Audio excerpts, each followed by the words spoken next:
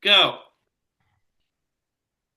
Good morning, crumpet munchers, and welcome back to the round table where we talk about murder and deception from this week's episode of The Traitors here at Round Table Talk, part of the Reality Realm Network. I am one of your hosts, Kevin Oliver, and I am another host, Brett Parnell. the faithful. And I am Brett Oliver. Wait a second. I don't think so. Oh. Well, my name's Bruce Heller then. He's the traitor. No, I'm not. And we're here to talk about Episode 9. 9. We are almost done. Crazy to think of. Weeks. 2 more weeks. Sad. Definitely. Anybody want to kick off with some, I don't know, first impressions on the episode as a whole? It made me sad at the end. Yeah. First impressions for me, I think of the people still in the game, someone is playing a very short game when you need to still be playing a somewhat longer game. Even though we said we are almost done. We are not done in 5 minutes. That's true. Yeah. And I think that's really a great spot to kick it off because that's more of my thoughts from the start of the episode as opposed to all the way at the end. Okay.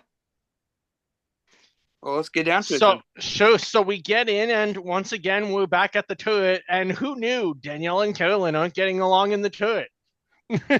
Always. Yeah, shocker. Wow. Huge shocker. But Carolyn wants to murder someone.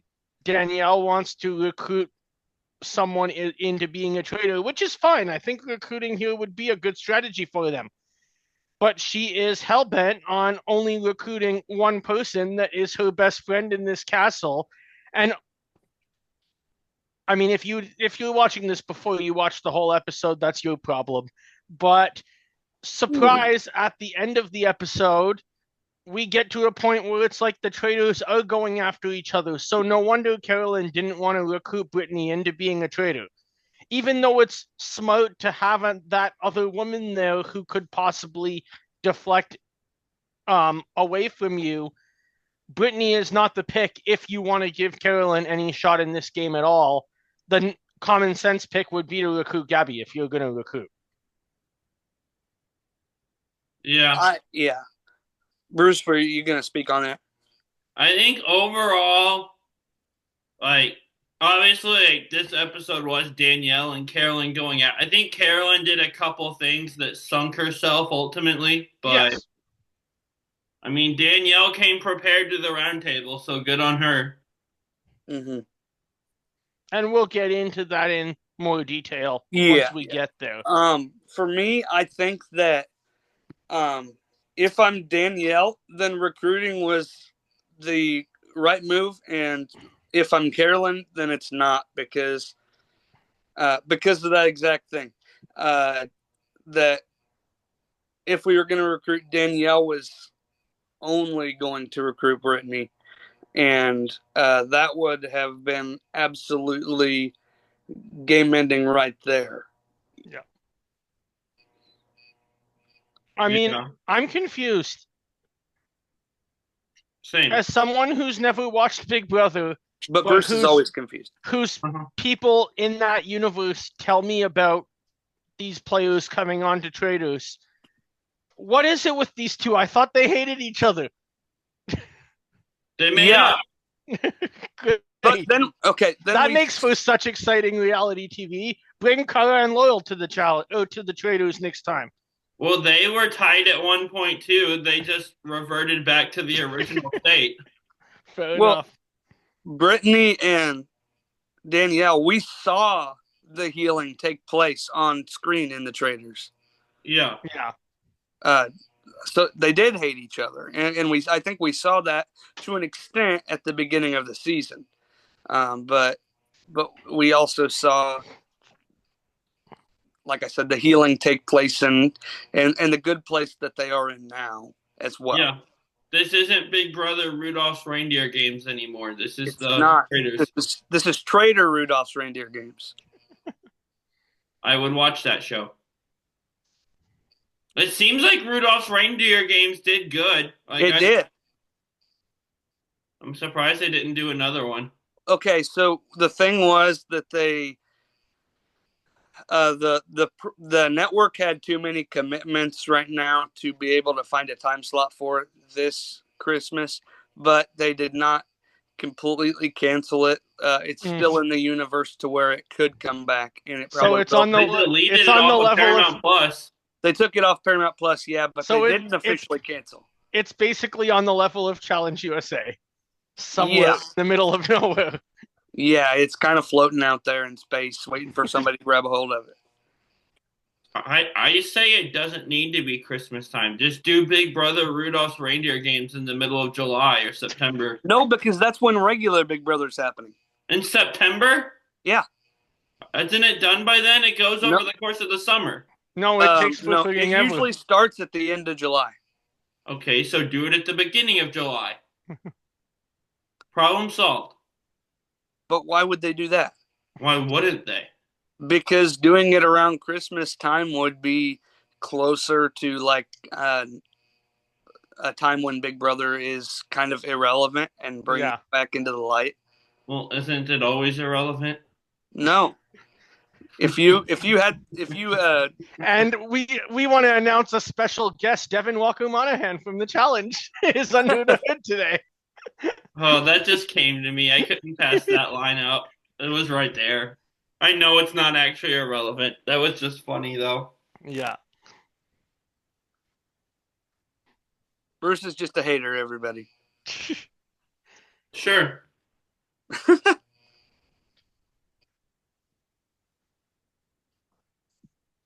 But getting back to the episode, the other thing we see at least, and this is kind of a flashback, we see it a little later, but that was interesting in the turret is the players have to do more than make a decision about recruit or murder.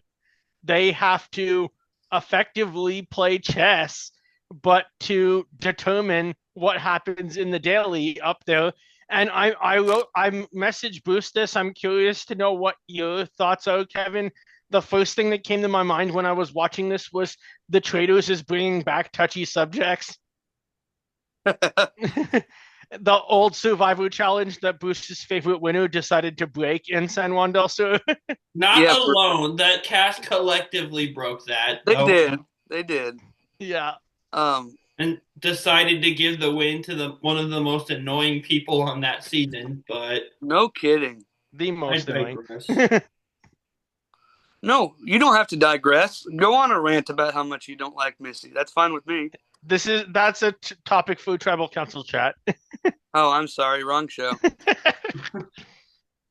No, I agree, and I think this was a really cool way to do it, and I really enjoyed this mission as a whole. To be honest, one of my favorites of the season, probably.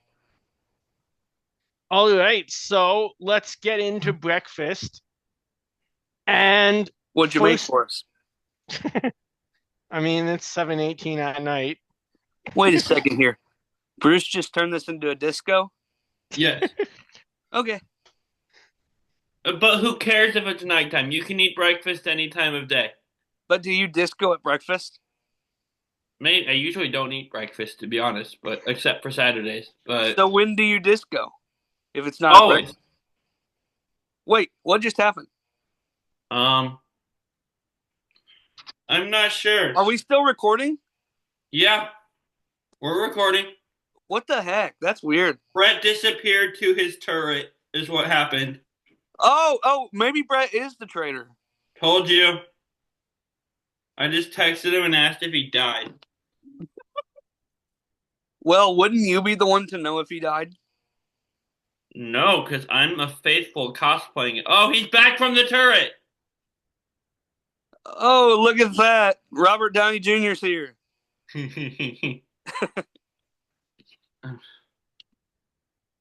With his microphone off. Maybe he is dead.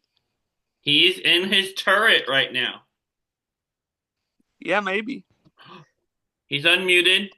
We're But getting. oh no, he's He's back. He's from the there. He's turret. not dead. Oh my gosh. I was clicking on the unmute the microphone and start the video for like 32 seconds while I wasn't reading the pop-up, and it was telling me that the meeting was recorded and I had to approve of that before I popped back in. What happened other than you leaving for your turret? I Yeah. went to maximize the screen and accidentally said leave the meeting instead of make the screen load you. Oh well, You those know are who's not good at clicking on buttons? Brett. Traitor. Oh. I mean, I guess that could be synonymous here. We've decided that Brett's the actual traitor. Somewhere in the world, Amanda Garcia just got a letter that the traitors murdered her while Brett was off screen. I would do that. I'm aware. That's why I said it. Get her off my TV screen at all costs. Unless it's House of Villains. Even when she's not on his TV screen, he's begging to get her off.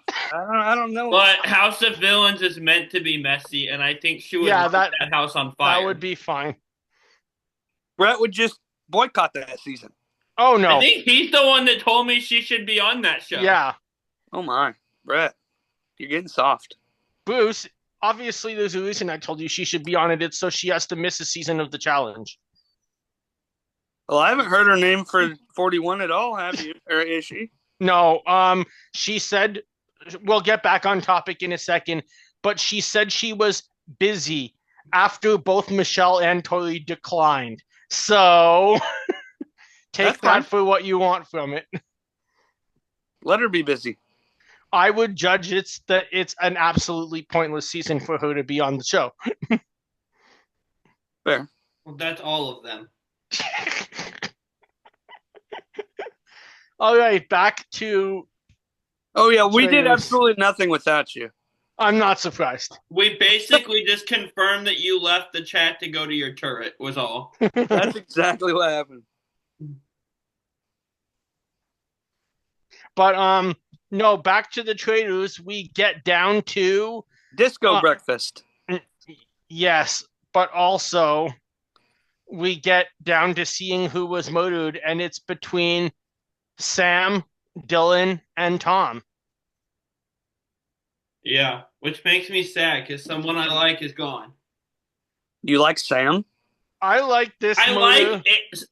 I like Ish. I've liked him more the past couple episodes when they gave him a personality. I like this murder because last week's episode, if you haven't listened to it, who predicted that Sam would get murdered? Not me. Not me either. I'm just raising my hand to fool the people that didn't listen. Yeah. And that's just showing some traitorous behavior right there, too. We already confirmed someone left to go to a turret. Leave it alone. Well, maybe there's two traitors. Maybe I am... You pretended to poison yourself. Don't forget about that. I actually did poison myself. So. Knowing you had a shield. He just admitted it. He poisoned himself knowing it's he me, had a guys. shield. I'm the traitor. But, totally. But what do we actually think about Sam leaving the castle at this point? I think it was the right move. I think he kind of... I would say in the beginning of the season, Dylan was Mr. Detective. But I would argue that Sam did just as much, if not more, in these later rounds. Yeah, absolutely. To push things forward. I will say, going back a little bit into the turret, for once I forgot to say this, did kind of see Danielle's side because of how they edited it. Aside from just the Britney thing, like 2 or 3 times Danielle would throw a name out there for a murder and Carolyn would say no. Yeah. Right. She learned the game from Boston. Yeah, I actually do kind of see Danielle's side for once. Yeah. But as for breakfast, it doesn't last. Don't worry. But as for breakfast, as a viewer, I was happy to see Sam gone because Dylan and Tom aren't gone, and I like both of them better. Because Bruce has a man crush on Tom Sandoval. He's hilarious. And I saw a thing that Britney was saying today of something that didn't make the edit. If he found a prop trumpet in the dollhouse and just picked it up and started playing it and jamming out on this prop trumpet during the mission. That doesn't Well, surprise me. supposedly Tom has a lot of musical skills that I would have never thought of. Yeah, I think he has a band or something. Yeah. Yeah, but you wouldn't have guessed it by listening to him on last week's challenge. He won a Grammy on last week. Well, I don't. Was it last week's challenge or was it the week before? It was last week.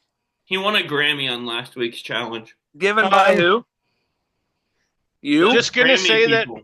A Brucey? Not a Grammy, a Brucey? The Grammy people that give those out, they gave him one. winning a Grammy after this year doesn't mean anything about actual quality music of the last 12 months. People Just have gonna been throw saying that out there. People have been saying that forever, and people still watch every year. I know. I've never watched the Grammys in my life. I don't care about the awards themselves. I'll watch performances of singers I like on YouTube the next day.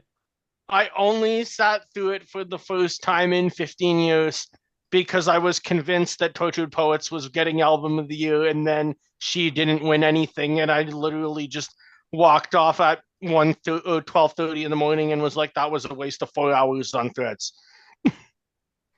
That's tough.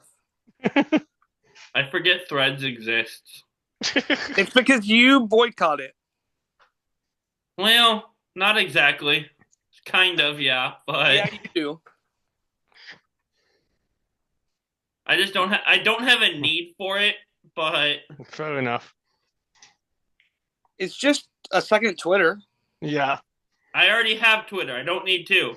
I have Twitter and Threads and Blue Sky. So yeah. Well, when I had Twitter, I was just getting spammed by Chinese bots, either promoting political parties or promoting fake accounts on adult entertainment websites. So I deleted that app quick. Fair enough. That happened to you. I've never had that happen to me on Twitter. You're lucky. You don't live in Canada. Why should that affect how many? Why would you get Canadian political ads when you don't live in Canada? I just mean bots in general. Yeah, who knows? Spamming bots. The bots are Canadian. That makes sense.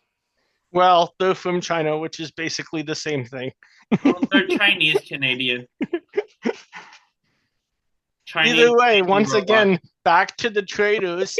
And for something that's actually of viewing enjoyment, we get to the mission after Sam is killed and have two legends of this show and legends of all of reality television pop up to do, I don't think, much of anything, but I'm not going to complain about Pavudi and Kate being on my screen. Well, I mean, they did have some pretty good one-liners talking about these guys. So, yeah. I mean, really quick, funny Gabby line. But I was really expecting. So go ahead, Bruce. I'll hold this. Funny Gabby line after breakfast before the mission that I wrote down. She goes, "I've been accused by Dylan so many times of being a traitor, but now he wants to be friends. They always come back. Mark my words, ladies. They always come back." And that made me laugh. Yeah, that was funny. Yes. Here's why I was kind of let down by the whole thing. I really thought Carolyn and Danielle were going to get to bring the choice of one of these two into the turret at some point of this episode.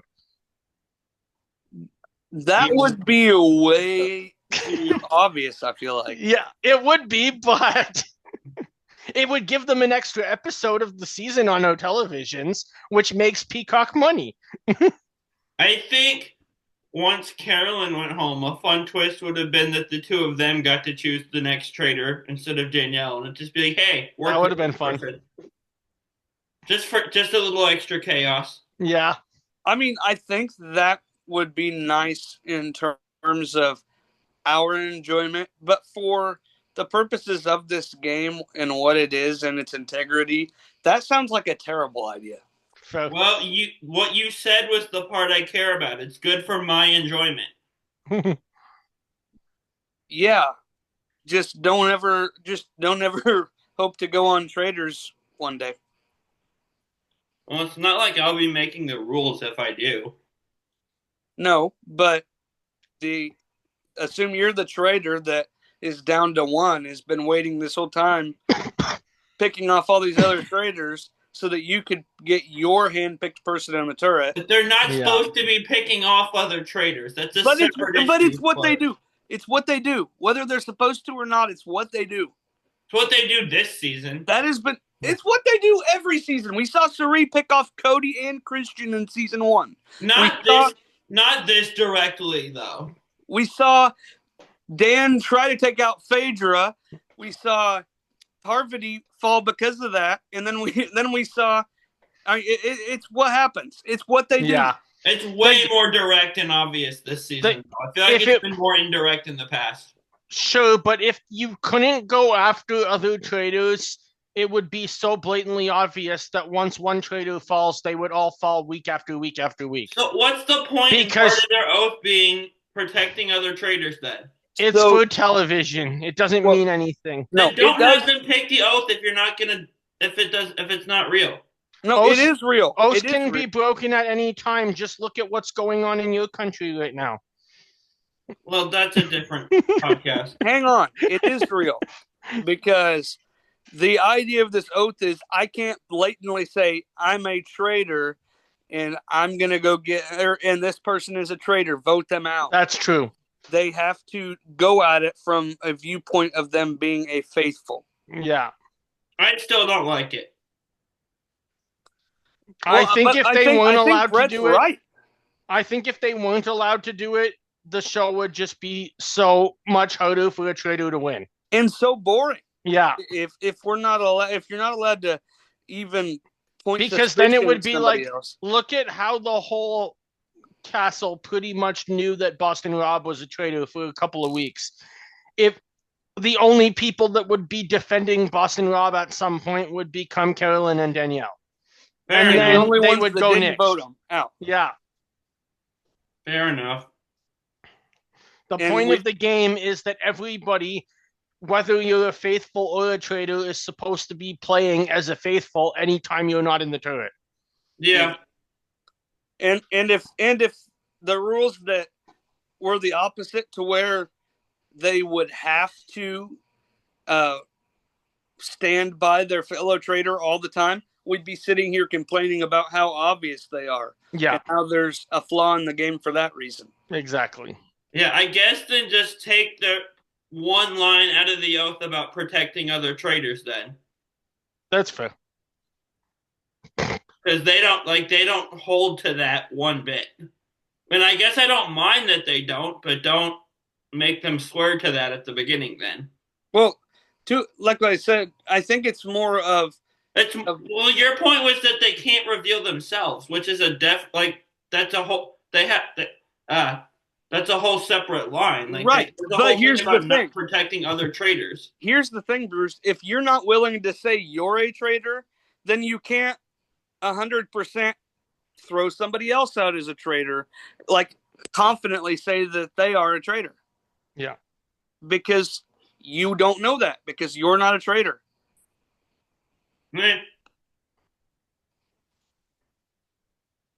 That's where it is. It's all in the verbiage. It's all in the play design. Just take that one line out of the oath, and I have no issue with any of this. That's pretty much my gripe. Fair enough.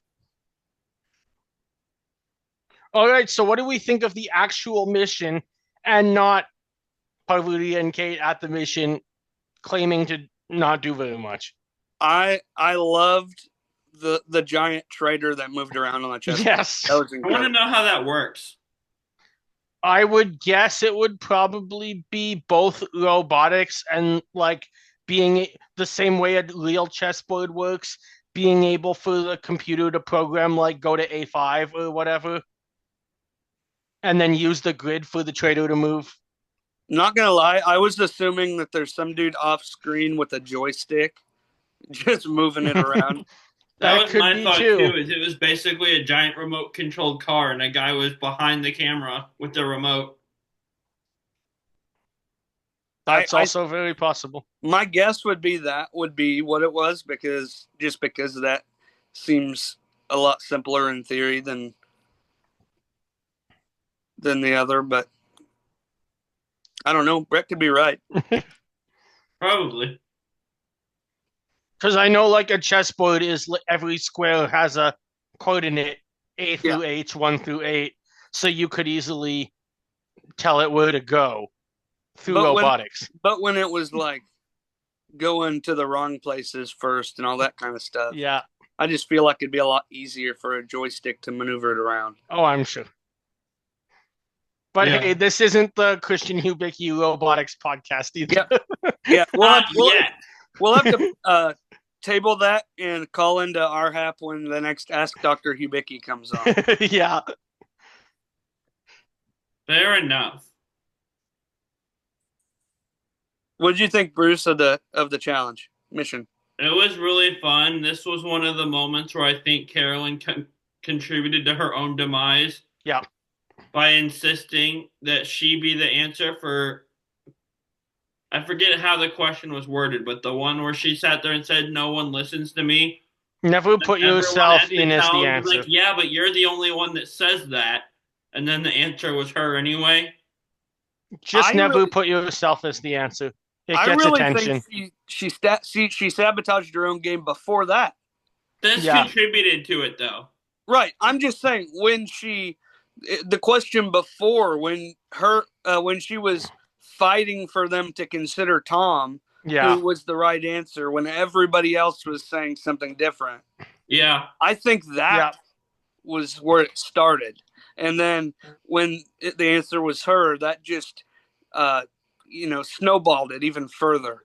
This is a challenge where if you are playing as a traitor, you have to do one thing that Carolyn doesn't do very well, which is just shut up. Yeah. I do love that when Tom gets picked as the leader, we get a confessional of him going, well, yeah, this makes sense. I've always felt like a bit of a lone wolf. Like, what are you talking about? Brett, but like when you were saying about the shut up thing, you also can't be too much of a shut up, right? Because you at have the same time you have to just kind of quickly go along with whatever the group is saying and not draw attention to yourself. I think Danielle played it very well. She did. And I'm going to go along with you guys and go along with the group, as we just talked about, and agree that Danielle played this very well. I think that I'm also saying that because I believe it. I think Bruce just admitted to being the traitor. I'm not the one that left the chat to go to a turret for a few minutes, so... Hey, I just clicked the X. To what? I just clicked the X. X is the first letter of turret. Ha! A silent X? Yes. That's T as in tango. No, you're forgetting the silent X, Brett. Come on. X turret. It's silent. That sounds like a theme park in Mexico. Checare, or X turret, as people pronounce it who don't know Spanish/Mayan. No hablo español. Did you just say español? I did that on purpose. Well, at least he's better. To make it sound as touristy as I could. At least he's better than. Which isn't the word. Kevin, at least he's better than my other friend who decides to keep asking me if I'm fluent in Mexican. Well, are you fluent in Mexican? Mexican's not a language. You can't be fluent in it. But if it were, would you be fluent in it? No. I'm fluent in stupid. Amen. And gibberish. Amen. I believe both of those. Also, Alan, fashion update from at some point in the episode. He was wearing a red and white suit with a very ruffly shirt that was like ruffly up the middle. And he had a Parvati headband full of chess pieces. Yes, he added the chess pieces at the mission. And then at the round table adds a checkerboard shawl. Yes. And I love this color choice from Alan, a Scotsman standing up for his Commonwealth brothers and sisters.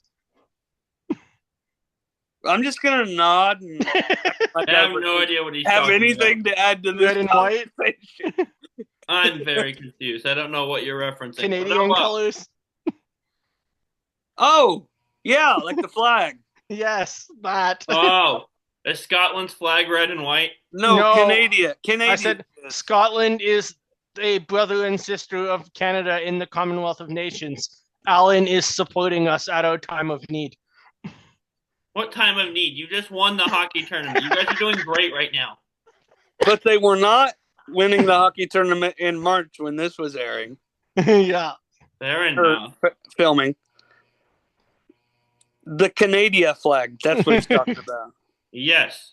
The Maple Leaf, after Brett's favorite hockey team. No. Definitely not. I do feel for Dylan, though, because, it's Carolyn and Danielle both keep coming to him to go after each other, and he's very close with both of them. Yeah. Also, I want to mention something. Parvati and Kate flagged something that we've all been talking about for weeks, especially you, Bruce, in pointing out that Dylan was definitely the pilot P of the season. Yes. And they haven't even been watching the season. That was just off of the body language and the little answering of thoughts that they had between them through the first question. Bring Peter back. I'm sure Pete would get into an all-star season if they do one. I think they will do. I think it's I would say probably around season 7. I think I would like Peter if he wasn't going after my favorite person on a season like he was last time. Last season he was going after Parvati, so by default I didn't like him, but seems like a cool guy. Yeah. I'd be very interested to see a pilot Pete sitting in the turret of All Stars, because everybody knows how he plays. So how's he gonna be the great detective and the great murderer at the same time? Yeah, by selling out his other traitors. Bob the drag queen did it like that. But at the same We're setting time, a precedent that's a pretty easy way to move throughout the game. I think though that before long we'll be setting a precedent that if the person who's the most vocal about the first traitor out is the second traitor. I think that's a precedent that's going to have to start being looked at too. Just like another precedent that's going to have to start being looked at is the gamers as more likely traitors. Yeah. I mean, if they don't start changing things up in their selection of traitors, we're going to see some our favorite people. Michelle's going to come on next season and be voted out in the first episode because they think she's a traitor, and she could be the most faithful of faithfuls. Well, this season and last season both, they had gamers and non-gamers as traitors. We got Bob the drag queen. We got Phaedra. No, it's for not sure. like they're only picking gamers as traitors. No, but they are picking the biggest names as traitors. But also, he wasn't.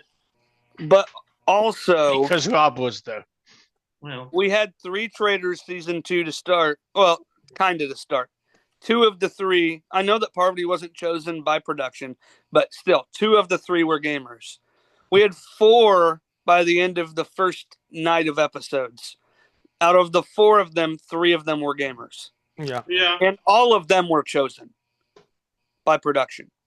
Yeah. And in season 1, there was 3 traitors to start. 2 of them were gamers chosen by production. Who was the third one? I was trying to remember. That's why I didn't include season 1. Christian, Cody, Suri. I remembered Cody and Suri. I forgot Christian. How could I forget that guy? How could you, for real? What a messy traitor, but good TV. I think that he was a good traitor to start, and once the recruitment stuff started, that's when he became when he publicly pretended to be recruited. It was downhill from there. Also, we better stop. Hey, Bruce, we better stop talking about this because our third co-host hasn't seen it yet. That's shocking. It's okay. I won't remember it. Remember, we talked about this because he wanted to. He wanted to do a rewatch. Watch it in the summer. One in the off season. Oh, I forgot about that. Oh well. But Yeah, as Brett likes to say, if you haven't seen it by now, that's on you. It is on me. that's fair. He said that so many times over the years in various text conversations. That's fair. I just didn't want to spoil too much. Yeah, the recruitment episode Is where changes things Christian for starts to be Christian. a bad traitor.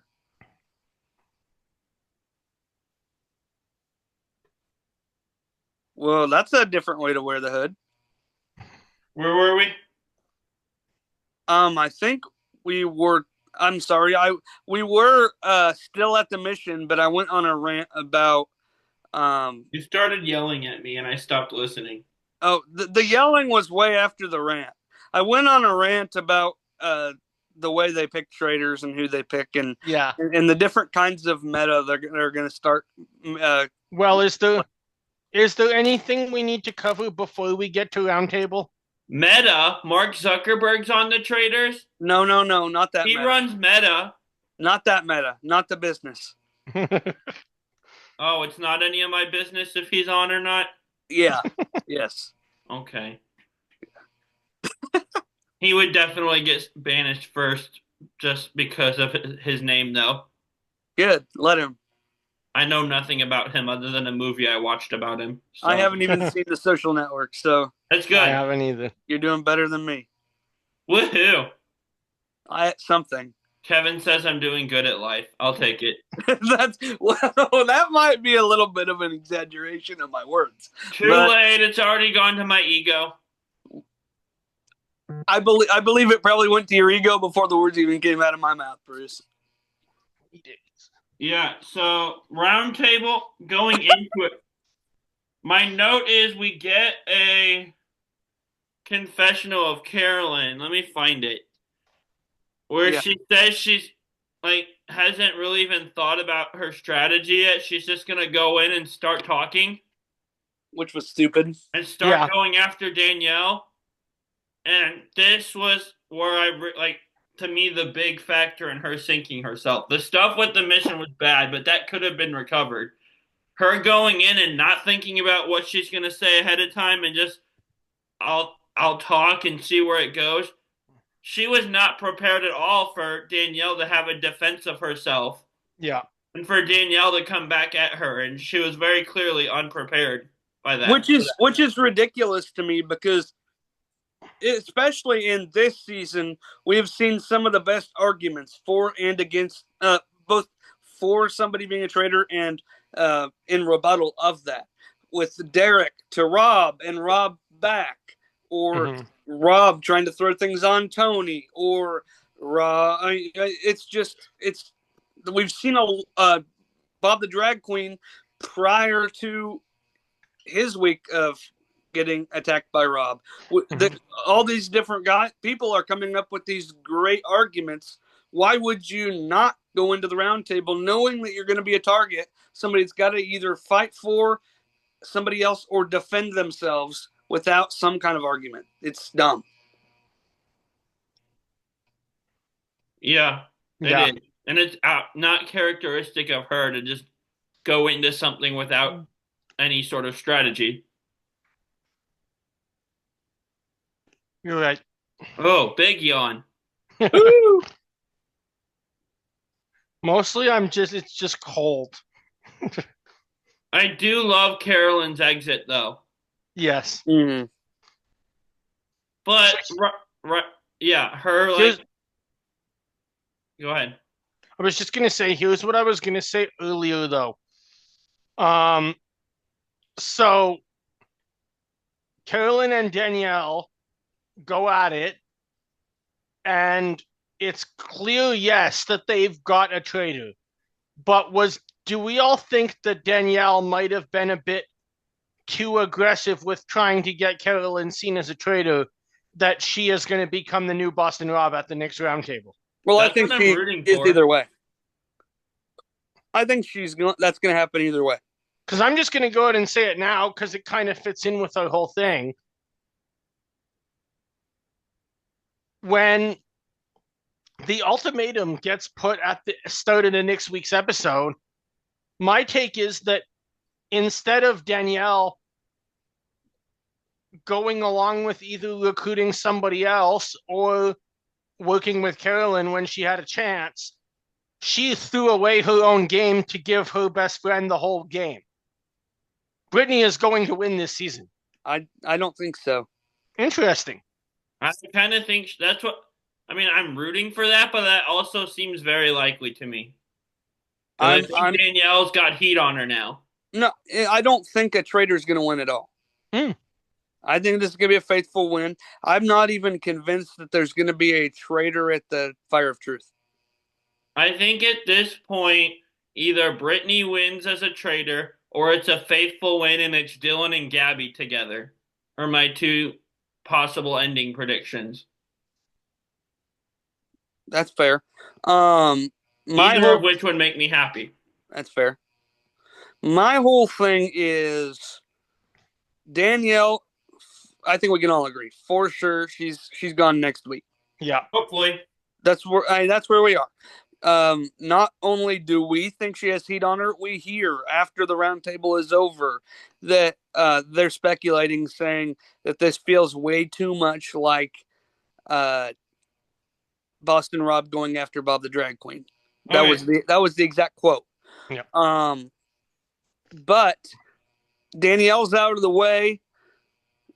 After this week, who are they going to look at the next roundtable?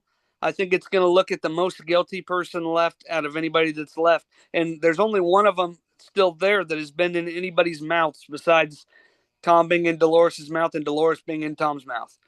And that is Britney. Yeah. So I think that's going to be, she's going to be out the week after. I do have two Danielle notes. Go ahead. One is kind of roundtable related. One is internet related. Okay. My roundtable related one of like the second Carolyn says she's a traitor. We've talked about Danielle's overacting and bad acting all season. It reached a new peak at her like standing up out of her chair and like walking over to the corner and like falling to the ground, shaking. Yeah. She's been a bad actress and overacting, but like that whole sequence right there was just wild. Like her acting skills reaching new peaks of. Didn't you text me about that? I did. That's what I thought. And you said she's been overacting all season, and I said yes, but this is more ridiculous. Yeah, she's either overacting or about to have a stroke. Or both. Or both. The other one is like before the episode, she tweeted something like along the lines of "crazy episode to my fans, I'm sorry." Yes. And people are accusing her of spoiling the episode. And I don't necessarily get it. Well, prior to, my thought was, well, she's telling us she's going home. Yeah, that's what I thought before I saw the episode. And if she would have gone home, I could totally see that. But I don't know how Carolyn going home is spoiling it by that post. But I agree, but I've seen that out there. There are people that read that and thought, oh, she's saying Carolyn goes home tonight. I mean, I don't agree, but I saw someone on Twitter say, oh, you wouldn't hype up an episode or like say crazy episode and want people to tune in if it's an episode you go home in. Yeah. But how do people she spoiled the episode with that tweet is a little ridiculous to me. Or people by her saying I'm sorry, jumping to the conclusion that means Carolyn goes home. I think that's a little bit of a reach. Yeah. Yeah. I haven't been her biggest fan on this season.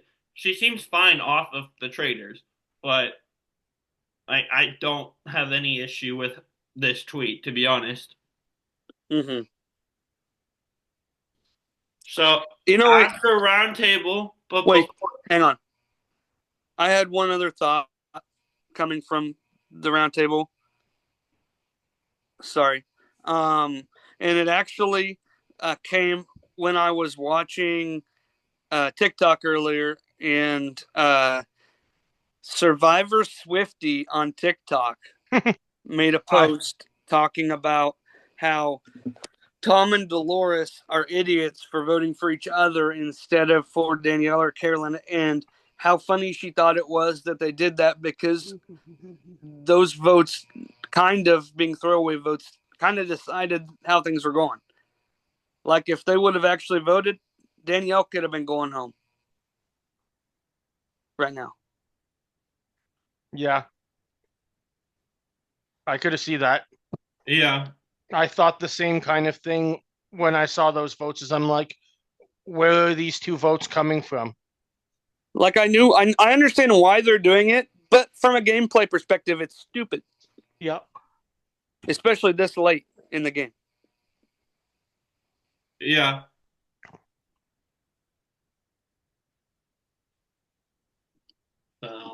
Okay, Bruce, what were you saying? I'm sorry. And this kind of ends up not mattering anymore, but we get a conversation of Gabby telling Dylan and Britney what you said earlier, that this table felt like traitor on traitor, that it was giving off Rob versus Bob.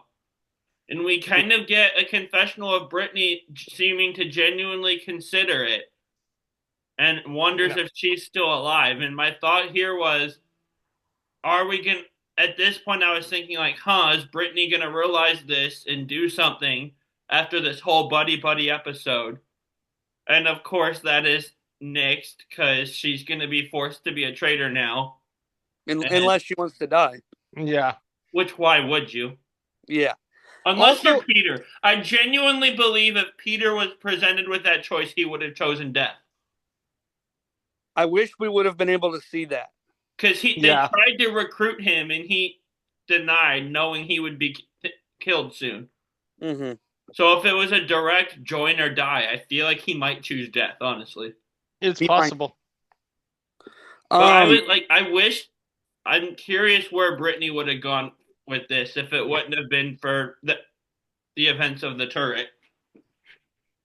As in, like, where she would have gone in terms would she have put any thought or action behind her starting to wonder if Danielle's a traitor or not? Well, something that we didn't really bring up, but from the beginning of the episode, she tells us that in breakfast she thought Danielle was gonna die, and was literally almost in tears about it. And I think that would make it very hard for her to objectively look forward. Yeah. But like she said, like her and Dylan both said, we got to explore every option at this point, even the people that we think we can trust. Yeah. And so at the turret, Danielle is met by Alan and says she will select a faithful, meet them in the dungeon, and give them an ultimatum: join or die. And then her and her new accomplice will murder a faithful.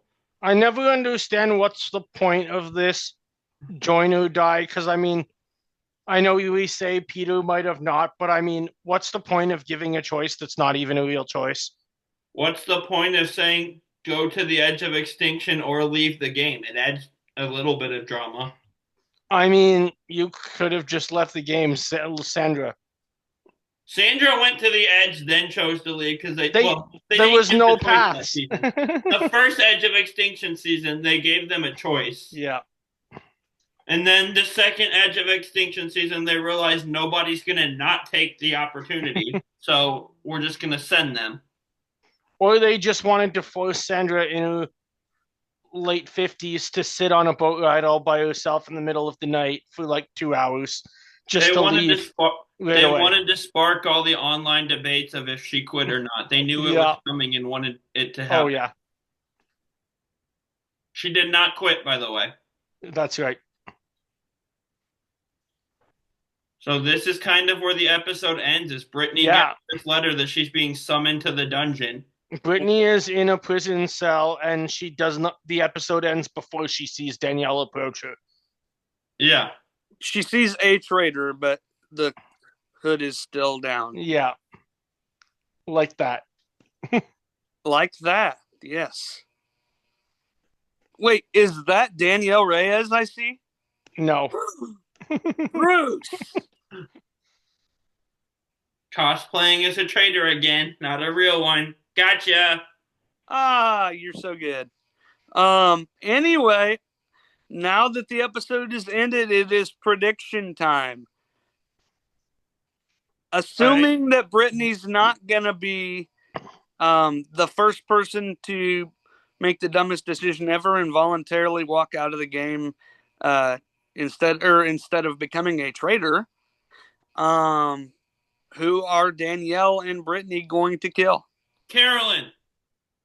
Well, she's already banished, so that's kind of difficult. I think they have to, at this point, kill the one option that both leaves another woman in the game for added suspicion, so they can't kill Gabby, but they have to kill a player that might be able to get both of them out, and that would be Dylan. Yeah. Okay. What is that? What you think's gonna happen, Bruce? I could see. The thing is, like, they've focused on getting, like, they've talked about wanting to not take women out. The women have the number advantage, so I don't know if that's still in play or not. But, like, Dolores or Tom, if you kill one of them, suspicion is gonna look at the other one. After a round table that everyone knew was Danielle versus Carolyn, and these two vote for each other, I would look at killing one of those two. Okay. Because then you can pan it out as, oh, the other one killed them. Look at last round table and put heat on someone else. And I'm actually going to go with. So I've already tried to get Dylan murdered evidently the last 2 weeks to no avail. So I'm giving up on that one for now. I'm actually going to say they're going to kill Gabby. Still leaves a woman in the game to argue things. We'd then be 3-3 men to women. Yeah. And I don't think that having Gabby in this game anymore serves them as much as it did while Carolyn was a traitor. Makes sense. Yeah, I hope not, though. I like Gabby. I want her to stay around. She's funny. That's fair. Now, who do you guys think is going to get banished next? I think we all are in agreement on this one. Yes. Derek! What? Derek! Derek's been gone, buddy. They're gonna banish his corpse. No. Obviously, we all think Danielle is going to get banished, and I don't think that she's got much hope here. But I've been wrong before, and I'll be wrong again. So we'll see what happens. What do you guys think about who's gonna win now? I think you're gonna be wrong again. That happens a lot. I think I've already said who I think is going to win, and that's Britney. Who I want to win now is Tom. Okay, we're gonna get canceled for how much Tom positive this podcast is. Oh my gosh! The Tom Sandoval fan club show is. Hey, no. We are not rebranding in this way. We are not rebranding in this way. I refuse. I just want to see Bravo Universe have a meltdown. You want to see your sister have a meltdown. Your sister's never going to come back on our show again. Oh, she will. She'll be back for the cast of the next season. Not when if she listens to this episode. Him, I don't know what I was expecting, but this wasn't it. He's been hilarious, and it's not intentional. Yeah, definitely. So, Bruce, who do you think's going to win? I said this earlier. I see two scenarios for how. But I need you to stake your flag in one of them. No. Yes. Oh, darn it. I was thinking Kevin can't tell me what to do, but you're both coming at me. I don't like this game. I'll say Dylan and Gabby together then. Okay. But Tom would make me happy too. You guys are going to think I'm crazy because of what I've been saying the whole season. My only hope on a traitor win here was Carolyn. Yeah. This was a complete blindside to me that she, going into this episode to the end of this episode. I did not expect Carolyn to be going home. She's gone. I've already explained how I think that Danielle and Britney are going out at the next 2 round tables. I think I already stuck my flag in Gabby going home on this next one. I'm gonna stick my flag in the last murder is going to be Dylan. And that means we're going to be sitting at a final with Tom, Ivar, Dolores. I forgot Ivar exists. I'm going to say Tom and Ivar are going to win. Nice. I love that you got on to us for showing Tom too much love, then said he's going to win. I think there's a difference between saying how much I love Tom and saying that I think he's going to win. I don't love him, but he's hilarious. I didn't say I love him. I said he's going to win. I enjoy him. I said I want him to win. You want him to win. I never said I wanted Tom to win. That's our difference. I'm the opposite. I'm not predicting he will, but I do. I mean, go back to when I was 7 years old. I wanted Richard Hatch to win too. It didn't necessarily mean that I thought he was my favorite Survivor player of season 1. Roundtable talk becoming Tom Sandoval talk coming at you next week. For 2 more weeks, and then we don't have to mention him until potential All-Star season. Oh, until he becomes our 4th co-host. No. No. Just no. Then Bravo Nation will really have a meltdown. Oh my gosh. If and our numbers will skyrocket. They will, just so that they can all bash us, and then they're going to block and delete everything. Views are views. Hate watches count the same as love watches on YouTube, as far as I'm concerned. Yes, but hate watches don't extend to longevity like love watches do. Ideally, we're getting both, which is what that would do. I think we would lose all the love watches. He doesn't know we exist, but yeah.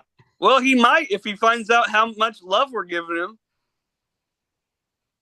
Then he becomes the 4th co-host. And he's the real traitor. Yes. Oh, hey, have you guys seen? I don't know if it was on YouTube I saw or TikTok or somewhere else. Some of the cast of this season did a wing eating challenge while playing Traitors together. Really? There was like 6 No, of I them. did not see that. And one of them became the traitor, and their task was to get one of the faithfuls, to eat the super hot wing. And their punishment, if that didn't happen, was that they had to eat the super hot. That's funny. And so there was like 6 of them. It was like Bob Harper, Dylan Efron, Carolyn, Danielle, Dolores, and Dylan was the traitor of the group.